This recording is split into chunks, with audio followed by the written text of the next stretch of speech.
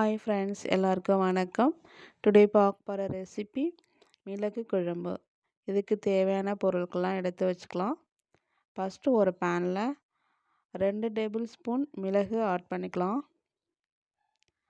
அடுத்து 1.5 table spoon ஜீரகம் add பண்ணிக்கலாம். ஆட் பண்ண பிறகு உங்களுக்கு தேவையான அளவு கருவேப்பிலை ஆட் பண்ணிக்கோங்க. நான் 1 கப் ஆட் பண்ணியிருக்கேன். கருவேப்பிலை ஆட் பண்ண பிறகு சின்ன துண்டாக 2 துண்டு பெருங்காயம் ஸ்மால் பீஸ் நான் சேர்த்துருக்கேன். நல்லா சேர்த்த பிறகு எல்லாத்தையும் சேர்த்து நல்லா வதக்கி விடுங்க. கருவேப்பிலை நல்லா வதங்குற வரையும் நல்லா ஃப்ரை பண்ணுங்கள். நல்லா இதை மாதிரி ஃப்ரை பண்ணியாச்சு. இதை பொடி பண்ணி எடுத்துக்கலாம். நெக்ஸ்ட்டு ஒரு பேனில் 1/4 டீஸ்பூன் கடுகு, 1/2 டீஸ்பூன் ஜீரகம், 1 கப் பூண்டு, நல்லா எல்லாத்தையும் சேர்த்து நல்லா வதக்கிக்கோங்க. நல்லெண்ணெய் தான் நான் ஆட் பண்ணியிருக்கேன். நல்லெண்ணெய் ஒரு 4 டேபிள் ஸ்பூன் ஆட் பண்ணியிருக்கேன். 4 டேபிள் ஸ்பூனில் இது எல்லாமே நல்லா வதங்கணும். வதங்கின பிறகு 1 கப் சின்ன வெங்காயம் சேர்த்துக்கிறேன்.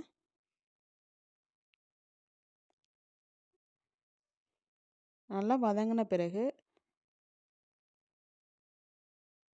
நான் கருவேப்பிலை ஆட் பண்ணியிருக்கேன் கொஞ்சமாக. கருவேப்பிலை ஆட் பண்ண பிறகு நல்லா வதக்கி விடுங்க. நல்லா வதங்கின பிறகு ஒரு தக்காளி கட் பண்ணி வச்சுருக்கேன், அதையும் ஆட் பண்ணிக்கலாம். நல்லா ஆட் பண்ண பிறகு நல்லா வதக்கி விடுங்க. நல்லா வதங்கின பிறகு லெமன் சைஸில் புளி ஊற வச்சுருக்கேன். அதை வாட்டரில் ஊற வச்சுருக்கேன். அதை கரைச்சி ஒரு 100-150 ml வாட்டராக எடுத்துக்கோங்க. அதை ஆட் பண்ணிக்கலாம். அதை ஆட் பண்ண பிறகு நல்லா மிக்ஸ் பண்ணி விடுங்க. உங்களுக்கு புளி எவ்வளவு தேவைப்படுதோ அந்த அளவுக்கு நீங்கள் சேர்த்துக்கோங்க. நான் ஒரு லெமன் சைஸ் எடுத்திருக்கேன். இதுவே கரெக்டான பதம். புளிப்பு அதிகமாக சாப்பிட்றவங்க நீங்கள் கொஞ்சம் கூடவே சேர்த்துக்கலாம், ஒன்றும் பிரச்சனை இல்லை. அடுத்தது ஒரு 3 டேபிள் ஸ்பூன் மிளகாத்தூள் சேர்த்துருக்கேன். சாம்பார் பவுடர், குழம்பு தூள் நீங்கள் வச்சுருந்தீங்கன்னா அதுவும் சேர்த்துக்கலாம். நான் என்கிட்ட சாம்பார் பவுடர் தான் இருந்துச்சு, அதை ஆட் பண்ணியிருக்கேன். ஆட் பண்ண பிறகு நல்லா கொதிக்க விடுங்க. நல்லா கொதித்து வரணும். ஒரு 5 மினிட்ஸ் நல்லா கொதிக்கணும். நல்லா கொதித்த பிறகு நம்ம ஃப்ரை பண்ணி வறுத்து வச்சுருக்கோம்ல பெப்பர் பவுடர், அதை ஆட் பண்ணிக்கலாம். நான் ஒரு 3 டீஸ்பூன் ஆட் பண்ணியிருக்கேன். நல்லா ஆட் பண்ணிவிட்டு நல்லா மிக்ஸ் பண்ணி விடுங்க. நீங்கள் தேவைப்பட்டால் இடையில ஒரு 2 டேபிள் ஸ்பூன் நல்லெண்ணெய் ஆட் பண்ணிக்கலாம். நான் ஆட் பண்ணியிருக்கேன்.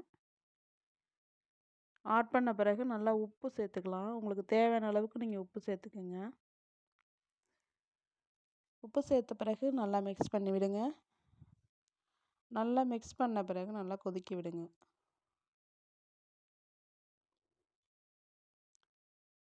அந்த குழம்புலேருந்து ஆயில் பிரிஞ்சு வரணும், அந்த அளவுக்கு நம்ம கொதிக்க விடணும். அந்த குழம்புலேருந்து ஆயில் பிரிஞ்சு வர்றது தான் சரியான பதம். ஆயில் நல்லா பிரிஞ்சு வருது பாருங்கள்.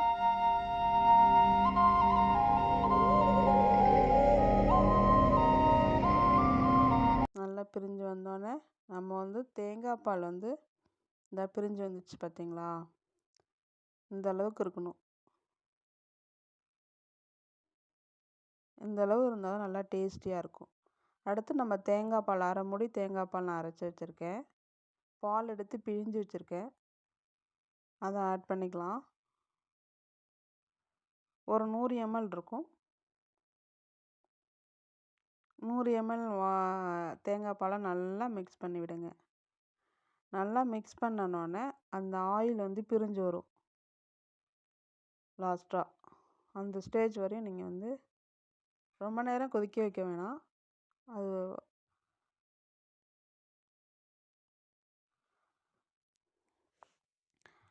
அந்த பிரிஞ்சு வர ஸ்டேஜில் நீங்கள் வந்து ஸ்டவ் ஆஃப் பண்ணிடலாம்.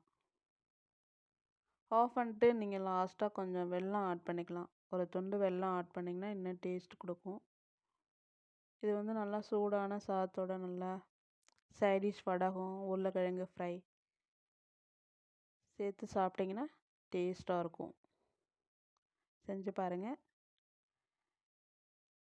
தேங்க்ஸ் ஃபார் வாட்சிங் ஃப்ரெண்ட்ஸ். இந்த வீடியோ பிடிச்சிருந்தால் லைக் பண்ணுங்கள், ஷேர் பண்ணுங்கள், கமெண்ட் பண்ணுங்கள், சப்ஸ்கிரைப் பண்ணுங்கள். தேங்க்ஸ் ஃபார் வாட்சிங் ஃப்ரெண்ட்ஸ். நெக்ஸ்ட் வீடியோவில் பார்க்கலாம். பாய்.